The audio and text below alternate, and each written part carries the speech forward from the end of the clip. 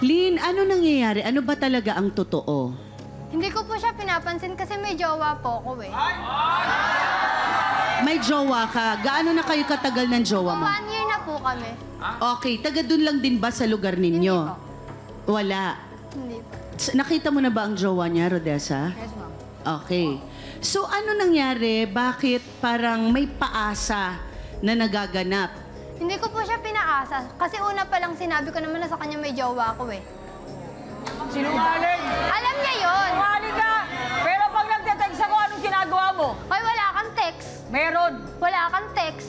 Sinungaling kayo Hindi ako mag-lola. nagre-reply sa'yo. Sinungaling kayo. Hindi kita pinapansin. Talaga? Talaga? Hindi ako nakainom. Pinapansin mo ako. Ha? Talaga ba?